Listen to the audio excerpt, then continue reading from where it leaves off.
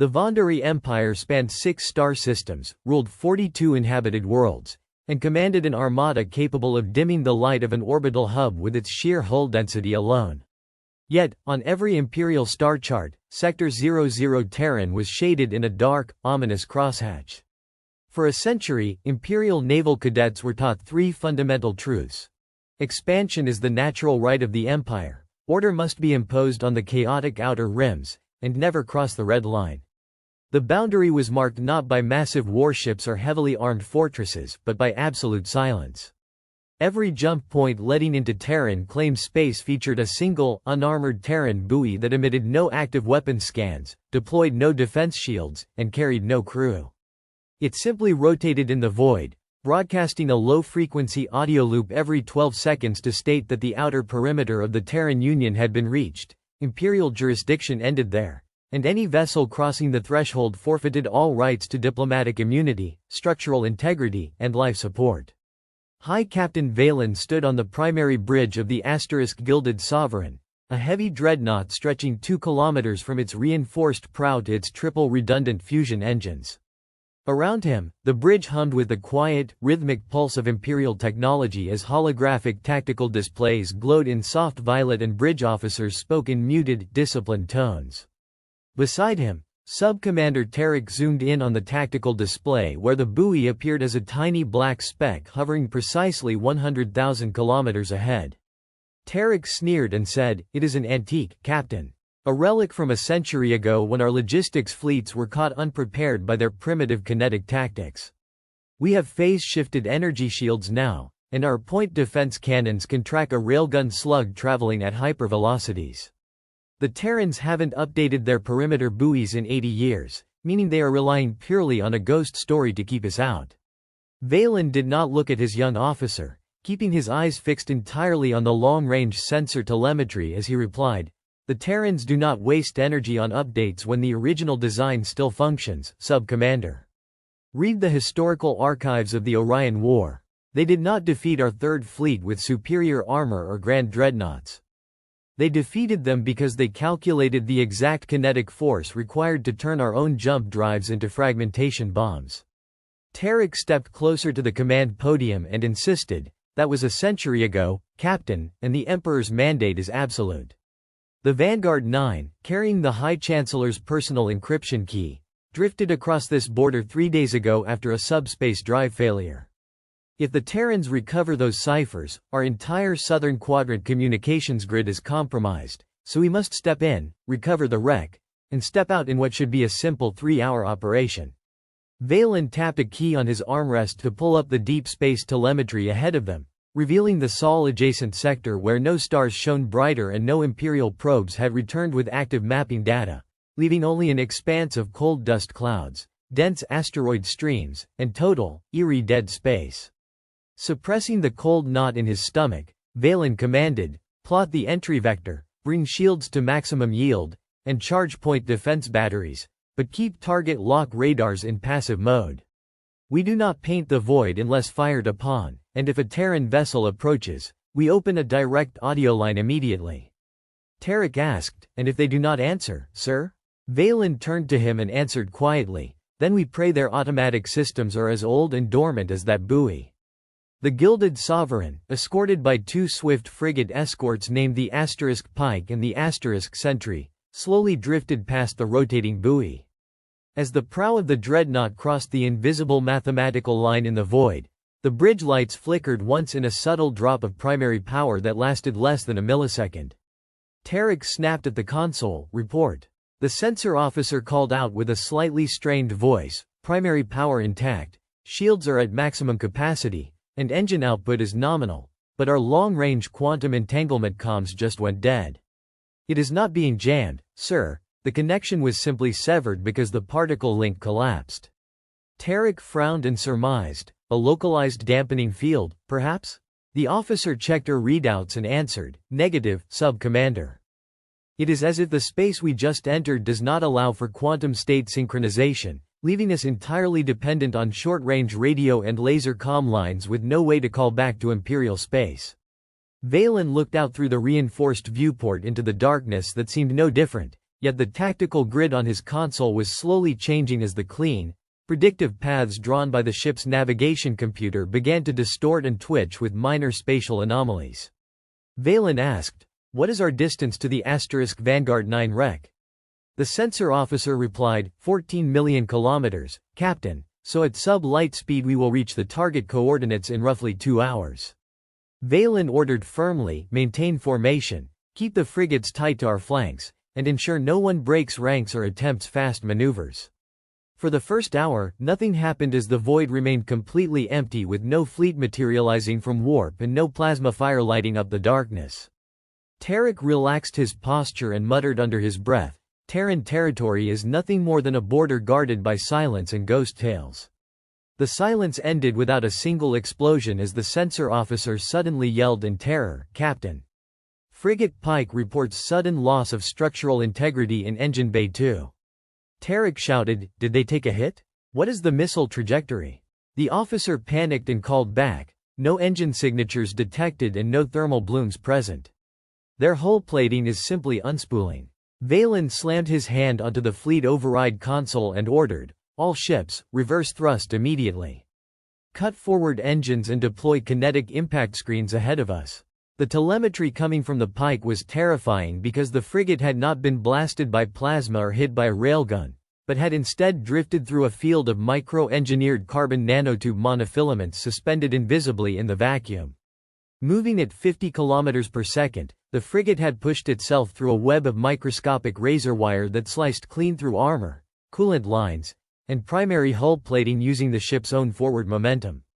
The comms officer reported urgently, "The Pike is venting atmosphere.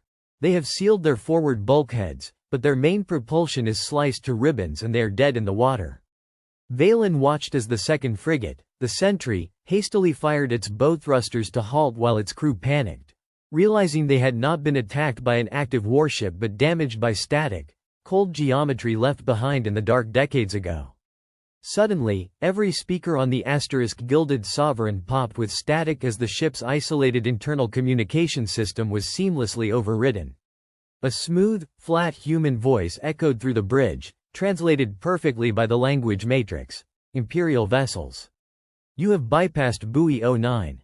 You have sustained structural damage due to unauthorized entry into a marked hazard zone, and Imperial frigate Pike is now immobilized."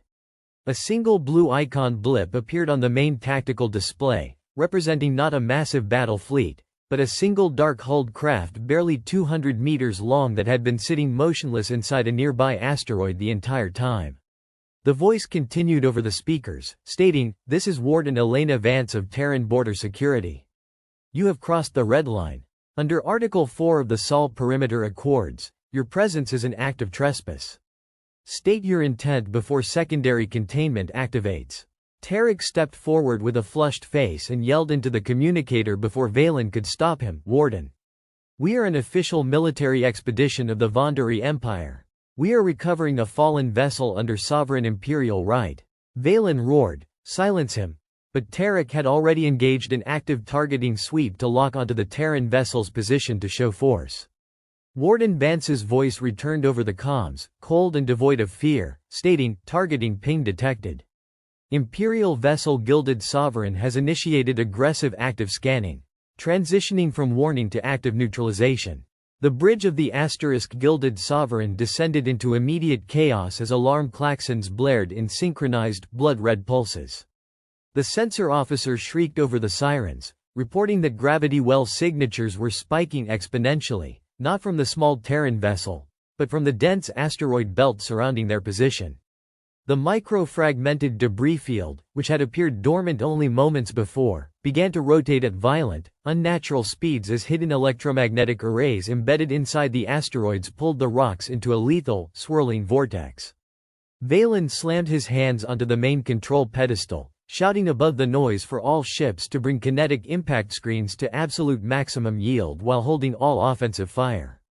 Tarek scrambled back up from the deck floor where he had slipped, his eyes wild as he yelled that they could easily destroy the small craft with a single main cannon volley because their raw firepower far exceeded that of the lone defender.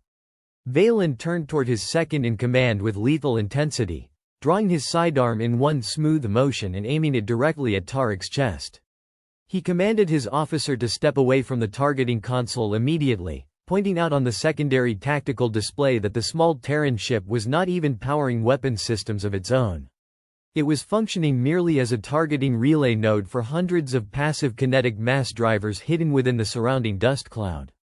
These automated rail arrays were powered entirely by passive solar storage and contained no energy signatures for Imperial sensors to lock onto, meaning that if the *Gilded Sovereign fired a single plasma charge, the thermal bloom would instantly trigger every automated battery in the sector to rain millions of high-density tungsten slugs down upon them. Valen informed his trembling officer that the Terrans were not fighting them with a fleet because the entire sector itself had been engineered into a single, massive weapon. Two heavy security guards stepped forward at Valen's command, seizing Tariq by his arms to strip him of his command codes before dragging him off the bridge to the holding cells. With his reckless second-in-command removed, Valen turned back to the primary audio transmitter, lowered his sidearm, and forced his voice to remain utterly calm and measured. He spoke into the pickup, stating that he was High Captain Valen of the Gilded Sovereign, that he had personally relieved his second-in-command for insubordination, and that all active radar locks had been completely disengaged while their weapons bays remained cold. Outside the viewport, the violent grinding of asteroid rock against the dreadnought's force fields created a harrowing, metallic screech that shook the deck plating beneath their feet. For 30 agonizing seconds, no voice responded over the comm system as the automated kinetic vortex continued to shave down the Gilded Sovereign's shield reserves percent by percent. Finally, the grinding noise outside began to lessen as the invisible magnetic nodes adjusted their pull, backing the lethal debris belt off just beyond their immediate shield perimeter. Warden Vance's voice returned over the speakers, coolly informing the bridge that the targeting ping had been disengaged. She revealed to Valen that the Imperial vessel they were seeking, the Vanguard 9, had already been recovered by automated Terran salvage units 18 hours prior. She added that its surviving crew members had been rendered full medical assistance, placed into stasis pods, and were currently being transported back toward the Imperial border post at Sector 01 aboard an automated Terran cargo transport. Valen exhaled a long, heavy breath, though his posture remained rigid as he asked what had become of the critical state encryption ciphers stored within the fallen ship's physical data cores. Warden Vance answered bluntly that the physical data cores had been instantly vaporized by automated containment systems during the initial recovery operation to prevent unauthorized technical extraction, meaning the Empire's communication secrets were safe from compromise. She noted, however, that the safety of those secrets did not excuse the deliberate military trespass committed by Valen's fleet. She then laid out two strict, non-negotiable options for their immediate departure, warning him that his decision would determine whether anyone on his bridge lived to see the next hour. Warden Vance explained that their first option was to attempt spinning up their subspace warp engines for a quick jump, but she warned that the precise moment their engines reached critical energy thresholds, the sector's localized gravity nodes would shatter their containment fields and allow the kinetic asteroid belt to tear the dreadnought into space dust. Her second option required the Imperial fleet to deploy their mechanical repair tenders, attach heavy structural tow lines to the cut-up hull of the frigate Pike, and clear Terran space using sub-light impulse engines alone. She allocated a strict window of 2 hours for them to pass back over the exclusion zone boundary, warning that if any Imperial vessel remained inside when the countdown expired, the secondary defense grids would automatically initiate total fleet destruction. Valen did not hesitate for a single second, accepting option 2 immediately and ordering his bridge crew to deploy all available repair tenders to secure the floating wreckage of the Pike. The comms channel clicked off with a sharp snap, leaving the bridge in complete silence except for the low countdown timer that had automatically populated on every primary console screen. For the next 2 hours, the crew of the Gilded Sovereign worked with quiet, terrifying precision, securing heavy steel tow cables to the crippled frigate while the second escort ship, the Sentry, fell into a tight defensive guard around them.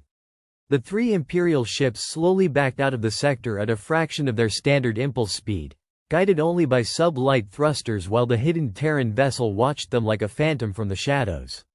As the prow of the dreadnought finally crossed back over the mathematical boundary line past the rotating buoy, the heavy static blocking their communications lifted instantly. Long-range quantum channels re-established themselves in an explosion of urgent, overlapping signals from Imperial Fleet Command demanding immediate updates on their mission status.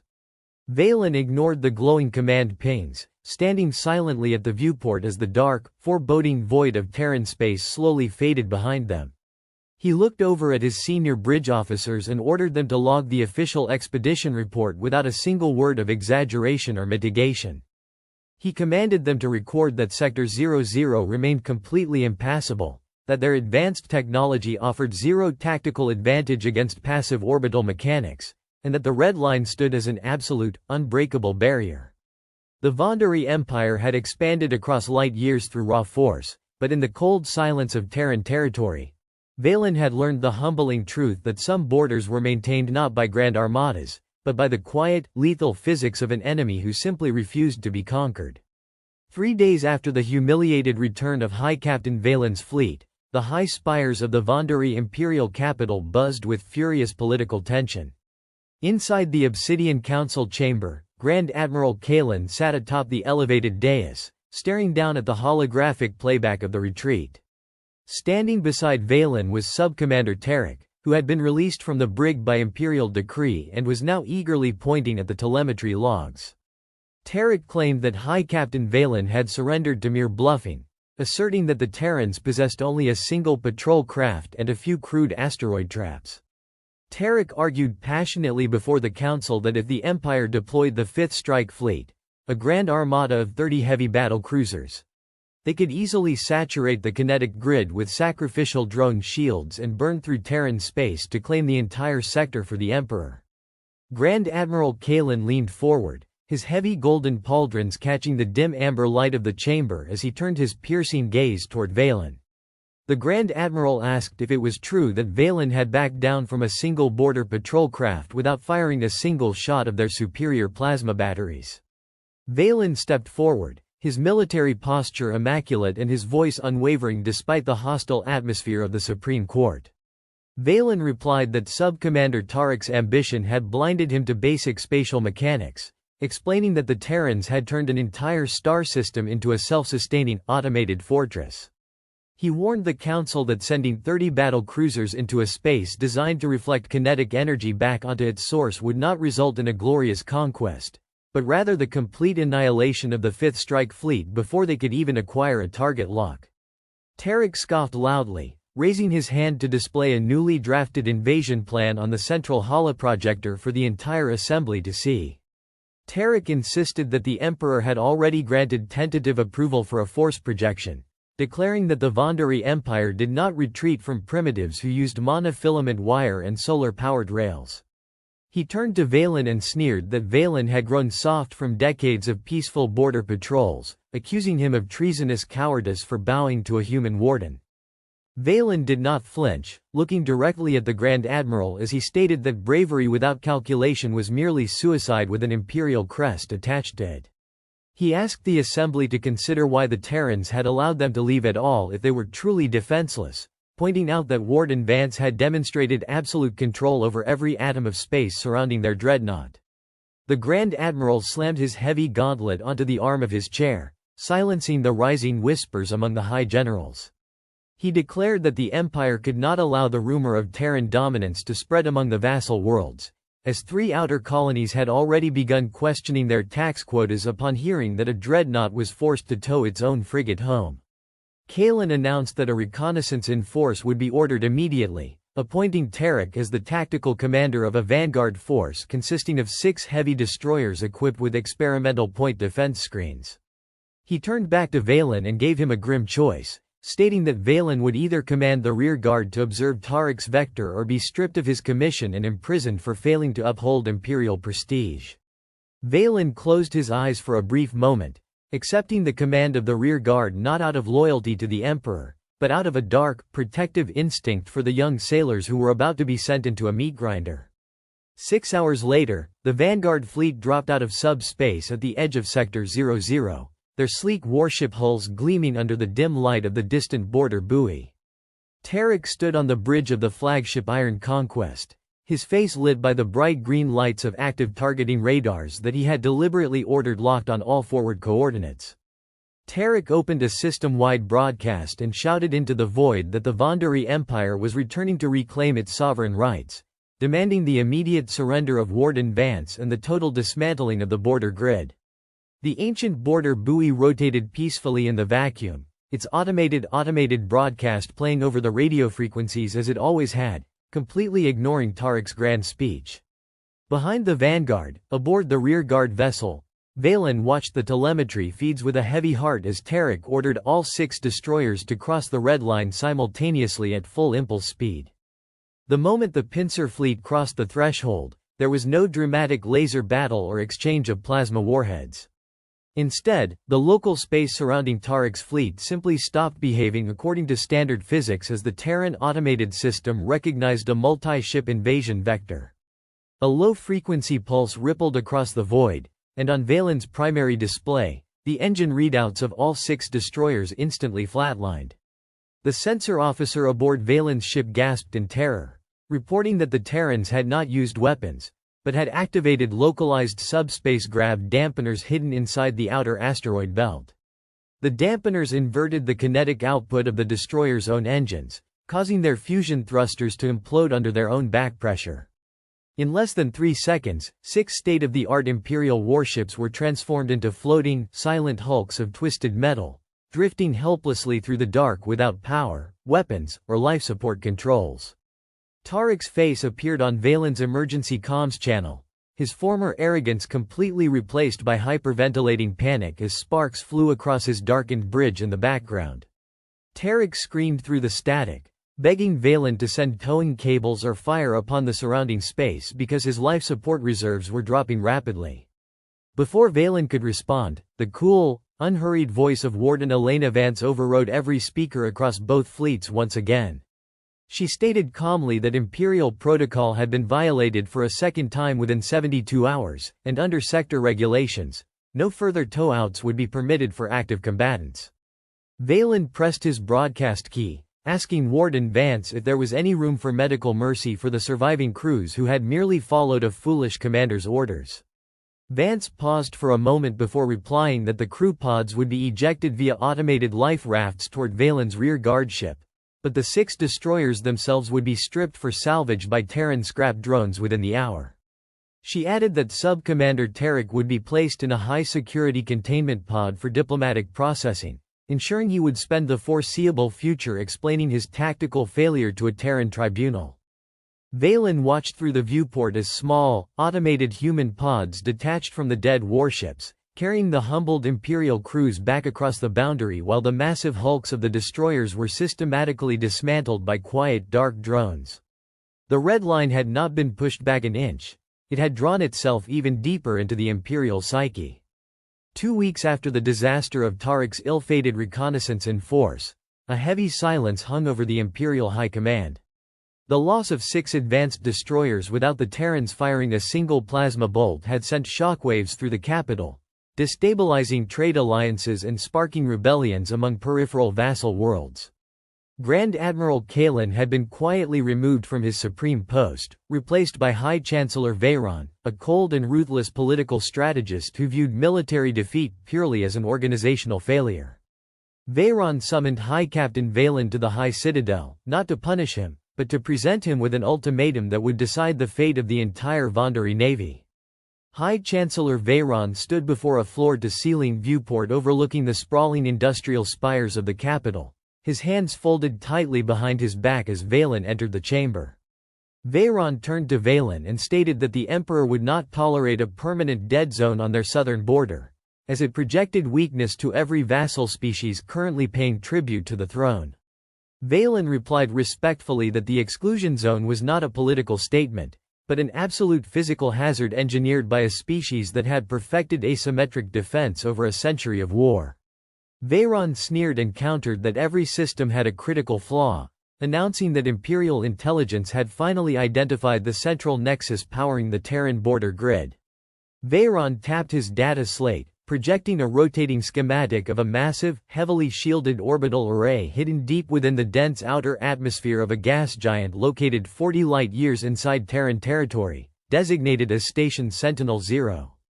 Veyron explained that this single facility generated the subspace grav dampening fields and coordinated the automated kinetic rail arrays across 3 adjacent sectors.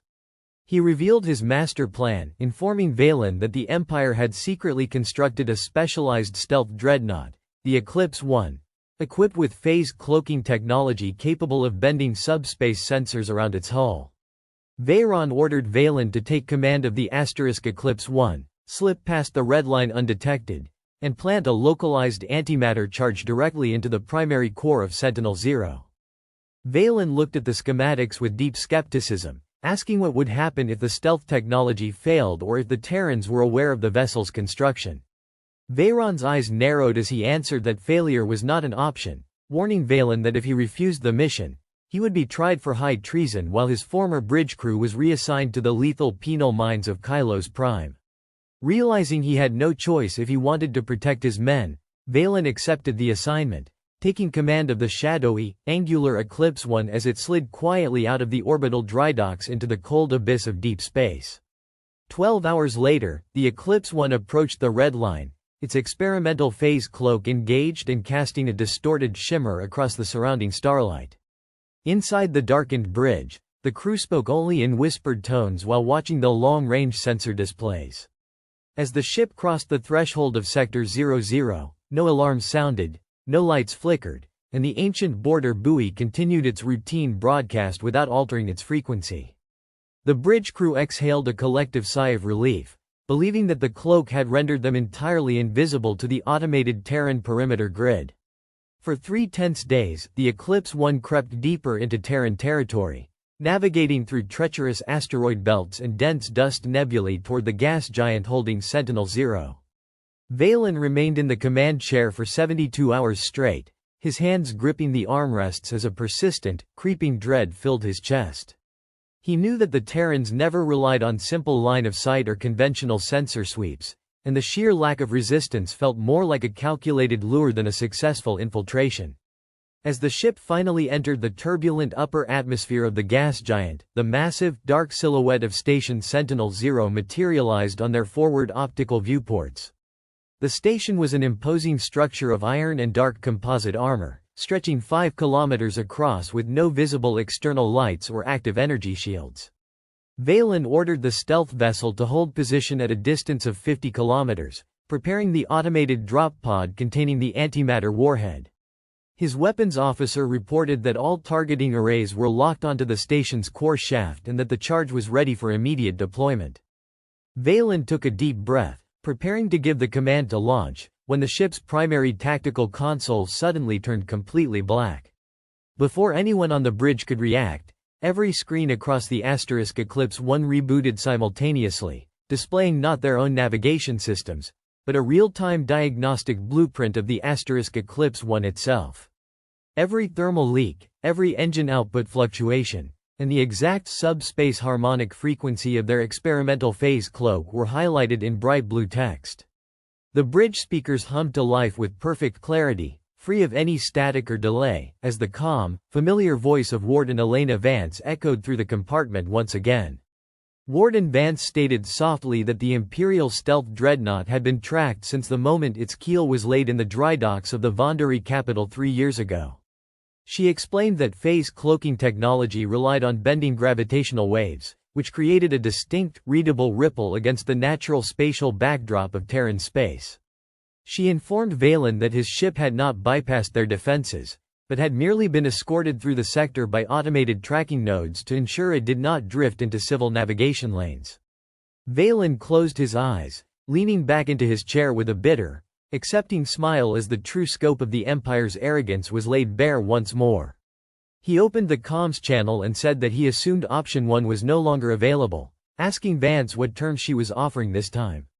Vance replied that Sentinel-0 was not a power generator, but a passive science hub recording cosmic radiation, meaning Veyron's intelligence was entirely fabricated by Terran counter-information networks. She ordered Valen to disarm the antimatter warhead immediately and surrender the command codes of the Eclipse 1, warning him that any attempt to fire or initiate self-destruct would result in their ship being permanently locked inside a localized gravity trap at the core of the gas giant. Valen did not hesitate for even a fraction of a second, immediately overriding the weapon system and ordering his tactical officer to disarm the antimatter warhead. The weapons officer hesitated, his hands trembling over the glowing console as he protested that surrendering the Empire's most advanced stealth dreadnought would mean execution for every soul aboard. Valen stood up from his chair, his eyes blazing with absolute authority as he roared that dying for a life fabricated by High Chancellor Veyron was not an act of honor, but an act of foolishness. He personally keyed in his Supreme Officer command code, locking the warhead inside its containment vault and transmitting the safety confirmation codes directly to the Terran communications array. Warden Vance's voice echoed across the quiet bridge, acknowledging the receipt of the disarming sequence and complimenting Valen on his pragmatic leadership. She informed him that under the Sol Accords, the Eclipse 1 was officially confiscated as an illegal military trespass asset, but its entire crew would be treated humanely as non-combatant prisoners of war. She instructed Valen to order his crew into the long-range evacuation shuttles, promising that the shuttles would be equipped with full automated navigation protocols to safely autopilot all 300 officers back across the Red Line. Valen looked around at his young bridge crew, seeing the profound mix of fear and relief in their eyes as they realized they were actually going to live. As the crew began filing out toward the shuttle bays, Valen stepped up to the main comms pedestal and asked Warden Vance a question that had haunted him since his very first encounter at the border. He asked why a civilization with such terrifying, absolute mastery over physics and spatial control chose to hide behind a silent line of buoys rather than wiping out the Vandari Empire entirely. He pointed out that the Emperor's armada was vast, but compared to the Terran ability to manipulate gravity, kinetics, and information, the Vandari navy was merely swinging wooden swords in the dark. He wondered aloud why humanity remained so remarkably quiet behind their border. Warden Vance remained silent for a brief moment before answering, her tone shifting from mechanical protocol to a rare, thoughtful warmth. She explained that a century ago, humanity had fought a war of total survival that nearly consumed their home world, teaching them that infinite expansion was a path toward inevitable self-destruction. She stated that the Terran Union had chosen to grow inward rather than outward, focusing their energy on mastering the fundamental laws of nature rather than conquering neighboring star systems. She added that the Red Line was not built out of hatred or fear of the Vandari, but out of a deep desire to be left alone by a galaxy that had not yet learned the value of restraint. Valen listened to her words in awe, realizing that the fundamental flaw of the Vandari Empire was not a lack of military firepower, but a profound ideological blindness. The Empire measured strength by the number of worlds conquered and fleets built, while the Terrans measured strength by their ability to exist in perfect harmony with the void without needing to destroy it. Valen thanked Warden Vance for her mercy, taking one last look at the pristine bridge of the Eclipse 1 before stepping into the primary evacuation shuttle and sealing the heavy airlock door behind him. The automated evacuation shuttles detached from the stealth dreadnought in a synchronized formation, their sub-light thrusters igniting with a soft, steady hum. Through the shuttle's thick rear viewport, Valen watched as the massive Eclipse 1 drifted peacefully toward Station Sentinel-0, guided by invisible magnetic tractor beams into a holding dock where it would be disassembled for raw materials. The 300 Imperial officers sat in complete silence inside the shuttles, no longer talking about Imperial glory or military victory, but contemplating the vast, terrifying wisdom of the species whose space they had tried so hard to violate. For 3 days, the evacuation shuttles glided smoothly along a pre-programmed corridor, completely shielded from the surrounding hazard networks by the Terran navigation software. The shuttles bypassed monofilament webs, gravity wells, and kinetic rail arrays that remained completely invisible to standard sensors, illustrating just how utterly helpless any invasion force would be if they attempted to push through blind. The young officers watched the telemetry in stunned silence, finally understanding why their high captain had refused to engage in a hopeless battle. On the third day, the automated navigation screens flashed green, indicating that the shuttles were crossing back over the mathematical boundary of Sector 00. As they passed the ancient, rotating perimeter buoy, the shuttle's communication systems unlocked, instantly filling the cockpit with frantic long-range transmissions from Imperial border control. Valen looked out at the familiar stars of Imperial space, feeling a profound weight lift from his chest. He was returning not as a victorious conqueror, but as a survivor who possessed the ultimate truth about the galaxy. A truth that he knew he would soon have to defend before the Chancellor himself. The automated evacuation shuttles touched down upon the polished obsidian landing bays of the Imperial capital, their arrival met not by a celebrating crowd, but by 2 full divisions of elite High Guard troopers. High Chancellor Veyron stood at the foot of the landing ramp, flanked by armored guards and senior military judges, his face contorted into a mask of pure, venomous rage. As High Captain Valen stepped out onto the ramp, his uniform worn but his posture unyielding, Veyron immediately ordered his arrest for high treason, total failure of mission objectives, and the surrender of the Empire's most prized stealth warship. Valen did not resist as heavy magnetic binders were clamped onto his wrists, remaining completely composed while the surrounding guards murmured nervously among themselves. The trial took place inside the Grand Senate Rotunda, packed with hundreds of high-ranking aristocrats, naval commanders, and vassal state diplomats eager to witness the fate of the officer who had returned alive from Terran space 3 separate times. High Chancellor Veyron stood before the elevated assembly, presenting a passionate prosecution that accused Valen of cowardice, sabotage, and conspiring with the Terran enemy to humiliate the throne. Veyron declared that Valen's failure proved that the military leadership had grown weak, demanding the immediate execution of Valen and the launching of an all-out planetary bombardment against Sector 00 using every nuclear and plasma warhead remaining in the Imperial armory. When Valen was granted permission to speak in his own defense, he did not beg for mercy or offer political excuses, but instead walked slowly toward the center of the rotunda under the heavy glow of the projection beams. He looked around at the gathered leaders of the Empire and spoke in a clear, resonant voice that echoed off the high marble walls, stating that he had not returned to defend his life, but to save the Vandari Empire from its own fatal ignorance. He explained that humanity possessed no grand fleet hovering at the border because they had turned the very laws of spatial mechanics into their weapons, meaning that any armada sent into Terran territory would be destroyed not by enemy fire, but by the kinetic energy of their own invasion force. Valen activated a small data drive he had carried inside his coat, projecting the detailed telemetry logs collected by the evacuation shuttles during their retreat past the hidden defense arrays. The entire rotunda fell into a horrified silence as holographic displays filled the air, revealing millions of passive kinetic drivers, gravity traps, and monofilament webs suspended in absolute stillness across light years of space. Valen informed the stunned assembly that the Terrans had mastered the art of total defense without needing to build a single dreadnought, proving that their restraint was not born out of military weakness, but out of an absolute, terrifying mastery over the universe that made the Empire's grand armadas look like primitive children throwing stones. Veyron shouted over the murmurs of the crowd, demanding that the guards silence Valen immediately and proceed with the execution sentence before his treasonous speech infected the assembly. However, before the guards could step forward, a heavy chime echoed through the rotunda as the grand doors burst open, revealing the elderly Grand Admiral Kalen, who had stepped down from retirement alongside the leaders of 4 major vassal species. Kalen declared that the military council had reviewed Valen's telemetry data and confirmed its absolute accuracy, announcing that the Naval Admiralty refused to obey any order that sent young soldiers to die in a war that was mathematically impossible to win. The vassal leaders chimed in, warning the Chancellor that if the Empire insisted on wasting its resources against the Terrans, their worlds would immediately secede from the Imperial Treaty.